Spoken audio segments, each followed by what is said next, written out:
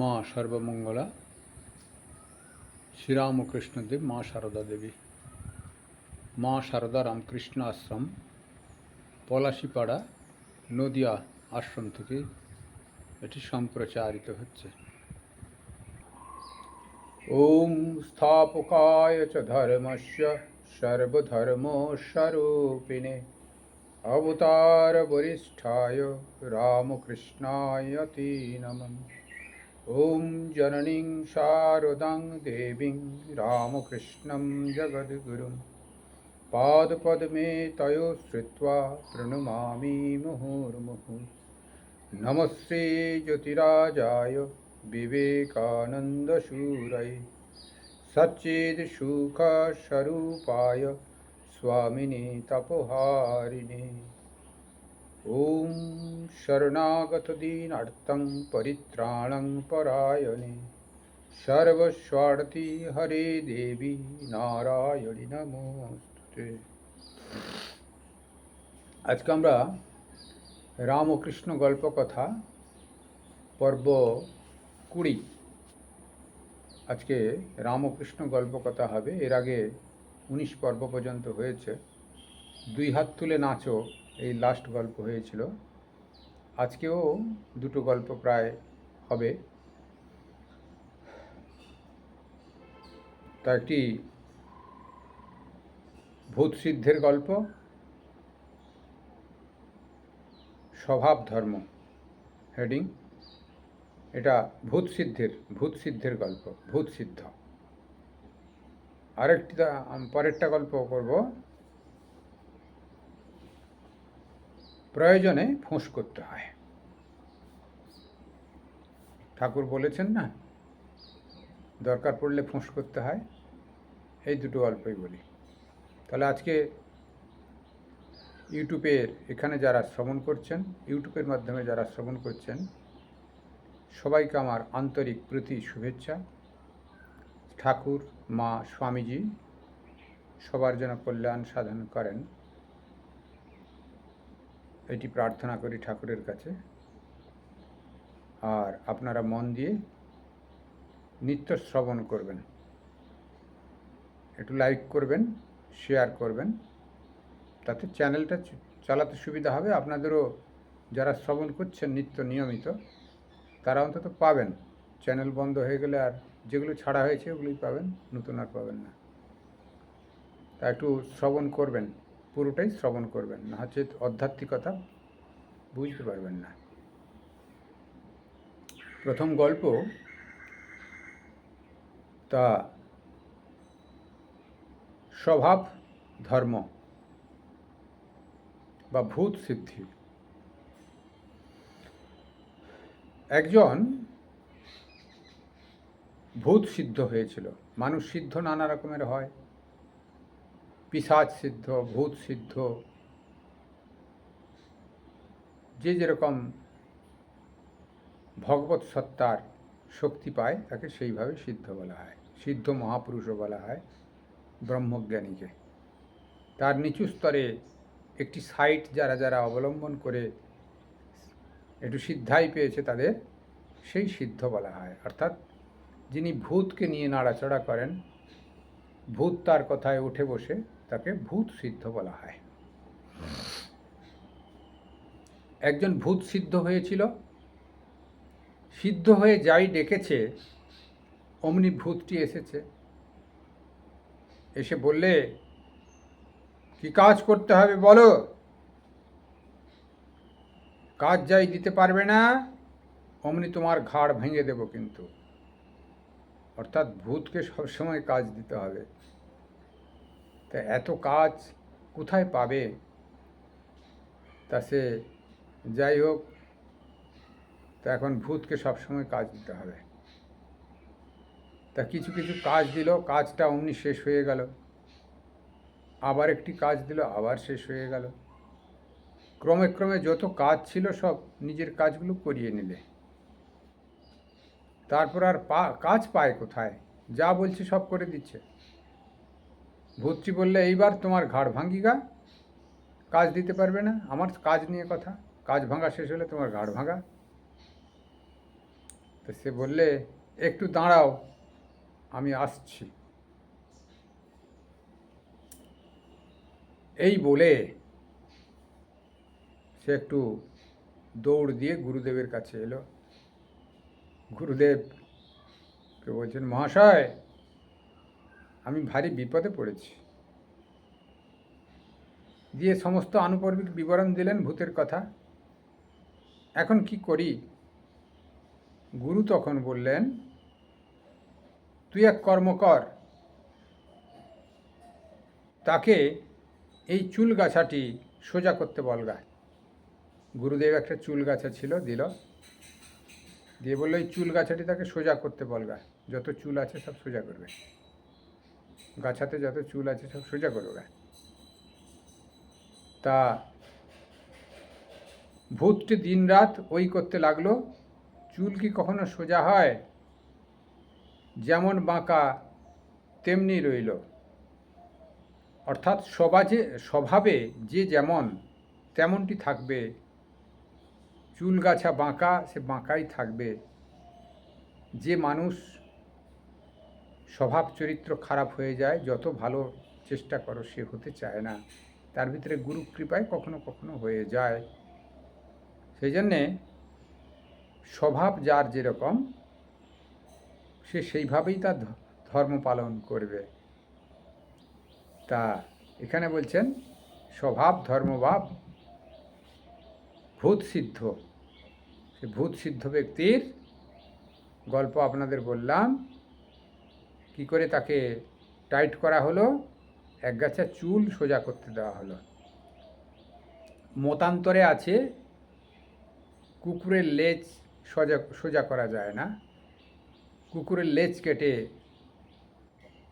এরকম গল্পের আরেকটি গল্প আছে, তাকে দিয়েছিল সোজা করতে। কুকুরের লেজ সোজা করা যায় না, সবসময় বাঁকা, কিছু না কিছু বাঁকা থাকবে।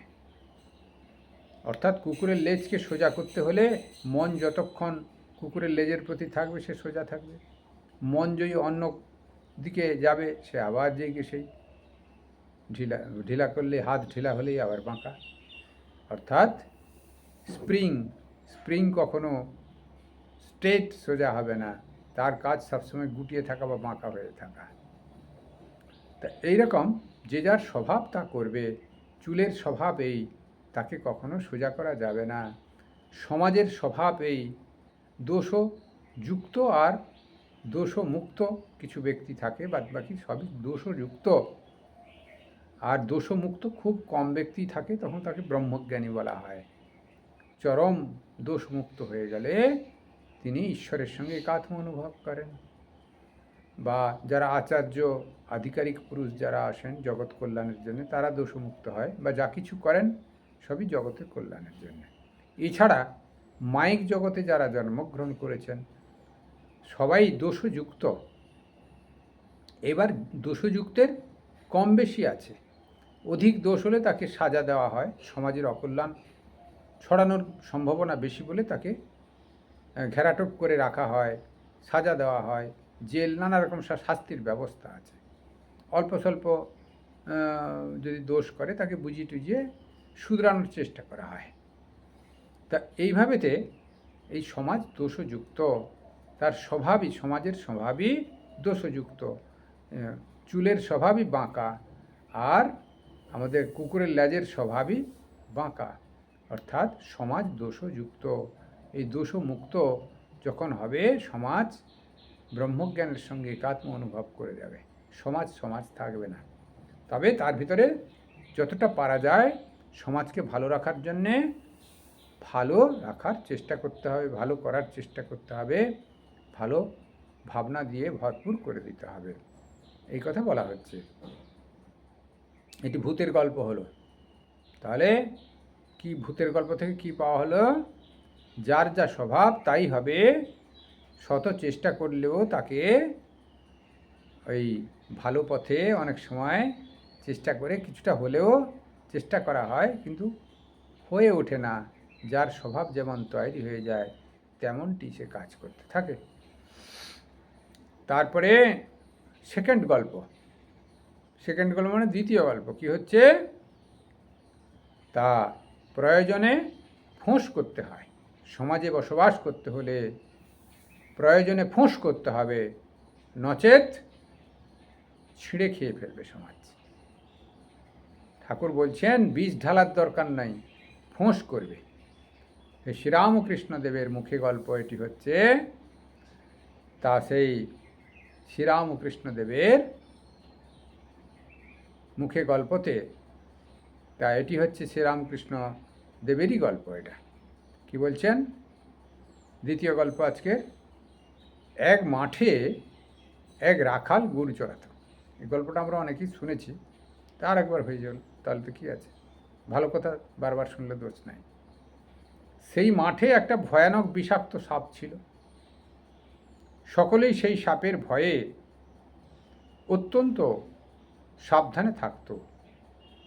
একদিন একটি ব্রহ্মচারী সেই মাঠের পথ দিয়ে আসছিল। রাখালেরা দৌড়ে এসে বললে, ঠাকুর মশাই, ওই দিক দিয়ে যাবেন না, ওদিকে একটা ভয়ানক বিষাক্ত সাপ আছে। ব্রহ্মচারী বললে, বাবা তা হোক, আমার তাতে ভয় নাই, আমি মন্ত্র জানি। এই কথা বলে ব্রহ্মচারী সেই দিকে চলে গেল। রাখালেরা ভয়ে কেউ সঙ্গে গেল না। এদিকে সাপটা ফণা তুলে দৌড়ে আসছে, কিন্তু কাছে আসতে না আসতেই ব্রহ্মচারী যেই একটি মন্ত্র পড়লে অমনি সাপটা কেঁচোর মতন পায়ের কাছে পড়ে রইল। ব্রহ্মচারী বললে, ওরে তুই কেন পরের হিংসা করে বেড়াস? তুই পরের হিংসা করিস কেন? আয়, তোকে মন্ত্র দিব, তুই হিংসা পরিত্যাগ করলেই সর্পজনী থেকে মুক্ত হয়ে যাবে। এই মন্ত্র জপলে তোর ভগবানে ভক্তি হবে, ভগবান লাভ হবে, আর হিংসা প্রবৃত্তি থাকবে না। এই বলে সে সাপটাকে মন্ত্র দিল। সাপটা মন্ত্র পেয়ে গুরুকে প্রণাম করলে আর জিজ্ঞাসা করলে, ঠাকুর কি করে সাধনা করব বলুন? গুরু বললেন, ওই মন্ত্র জপ কর আর কারো হিংসা করিস না। ব্রহ্মচারী যাবার সময় বললে, আমি আবার আসবো পরে। এইরকমই কিছুদিন যায়। রাখালেরা দেখে যে সাপটা আর কামড়াতে আসে না, ঢেলা মারে তবুও রাগ হয় না, যেন কেঁচোর মতো হয়ে গেছে। একদিন একজন রাখাল কাছে গিয়ে ল্যাজ ধরে খুব ঘুরপাক দিয়ে তাকে আছড়ে আছড়ে ফেলে দিলে সাপটা মুখ দিয়ে রক্ত উঠতে লাগলো, আর সে অচেতন হয়ে পড়ে রইল, নড়ে না চড়ে না। রাখালেরা মনে করলে সাপটা মরে গেছে, তারপর তারা ফেলে চলে গেল। অনেক রাত্রে শ্বাস প্রশ্বাস নিতে নিতে শ্বাস নিতে নিতে সাপের চেতনা হলো। সে আস্তে আস্তে অতি কষ্টে তার গর্তের ভিতর চলে গেল। শরীর চূর্ণ, নড়বার শক্তি নেই।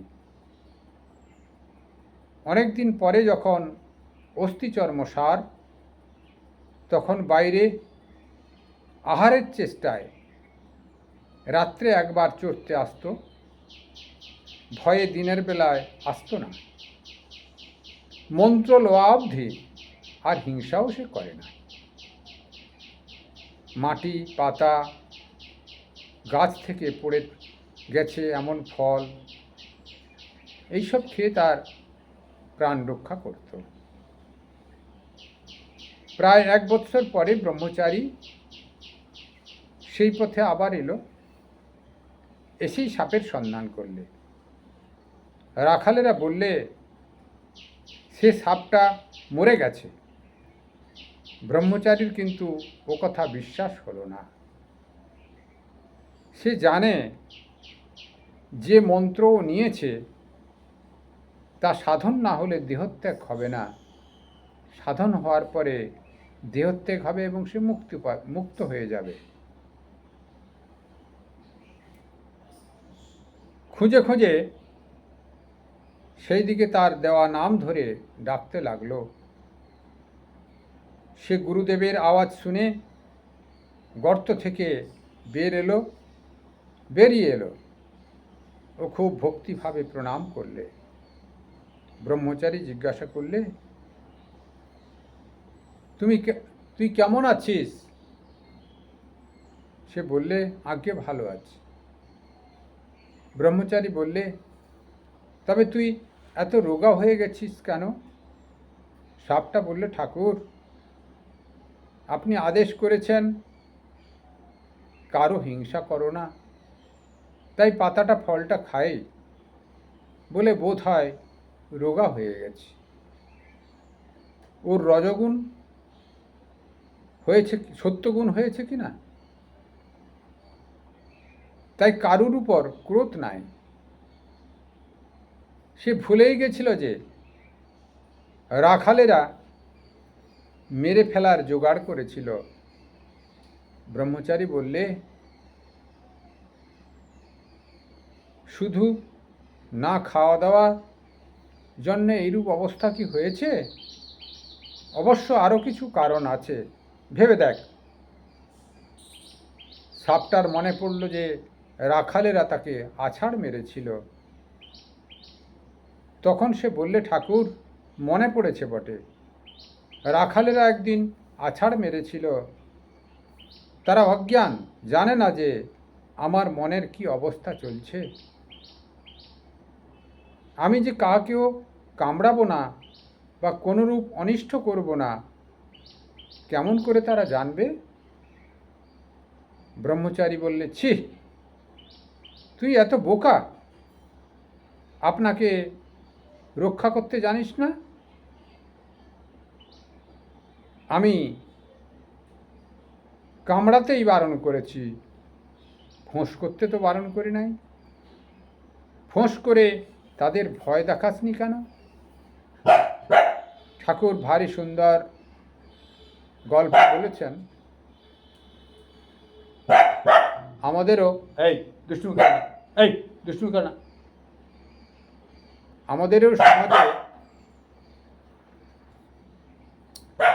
আমাদেরও সমাজে এইরকম বহু ব্যক্তি আছে যে অপরের অকল্যাণ করার জন্য শত ব্যস্ত এবং অকল্যাণ করেও থাকে। তো তার কাছ থেকে বাঁচতে হলে আমাদের ফোঁস করতে হবে। সাধু হয়েছে বলে কিছু বলবে না তা নয়, তাদের শিক্ষার জন্যেই ফোঁস করতে হবে। যে সমাজে সজ্জন ব্যক্তিকে বা সমাজের যারা উপকার করে বা সম্মানীয় ব্যক্তিকে অসম্মান করা উচিত নয় এবং সমাজের দূষণ করা উচিত নয়, এইটুকু অন্তত ফোঁস করে শিক্ষা দেওয়া উচিত। নিজের এবং সমাজ কল্যাণের জন্যে, নিজের বেঁচে থাকার জন্য বিশেষ করে ফোঁস তো করতেই হবে। সেই জন্যে আমরা কিছু যদি নাও করি, নিজের বেঁচে থাকার জন্যে সাধন ভজন করা ঠিক আছে। এমন লোক আছে যারা সাধন ভজনেও বিঘ্ন দেয়, সেখানে ফোঁস করা উচিত। যে আশ্রমে আছেন সেই আশ্রমকে হয়তো হঠাৎ দুষ্কৃতকারীরা কিছু করছে, সেখানে ফোঁস করা উচিত, প্রশাসনকে ডাকা উচিত, আইনের আশ্রয় নেওয়া উচিত। তা আপনি অন্যায় করতে যাবেন না, কিন্তু আপনার কাছে যারা অন্যায়কারী হিসেবে মিছে আসে অন্যায় করতে, তাকে একটু ফোঁস করে আপনাকে জায়গা তৈরি করে রাখতে হবে। বিষ ঢালবেন না, মেরে ফেলবেন না, কিন্তু ফোঁস করতে হবে। ঠাকুর এটি বলছেন। আজকের এই গল্প হলো মোটামুটি করে। আরেকটি গল্প হবে নাকি?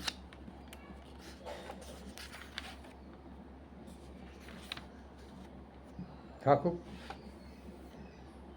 আজকে দুটো গল্প হোক, 20 মিনিট আজকে কম হলো সময়। ওম নিরঞ্জনমনিত্যমনন্তরূপম ভক্তানুকম্পাধিতবিগ্রহं বহি ঈশাবতারं পরমেশমিড্ডं तं রামকৃষ্ণं শিরসা নমামি। সর্বে ভবন্তু সুখিনঃ, সর্বে সন্তু নিরাময়া, সর্বে ভদ্রাণি পশ্যন্তু, মা কশ্চিৎ দুঃখমাং ভবেৎ। সকলের মঙ্গল করো, সকলকে ভালো রাখো। কল্যাণমস্তু, কল্যাণমস্তু, কল্যাণমস্তু।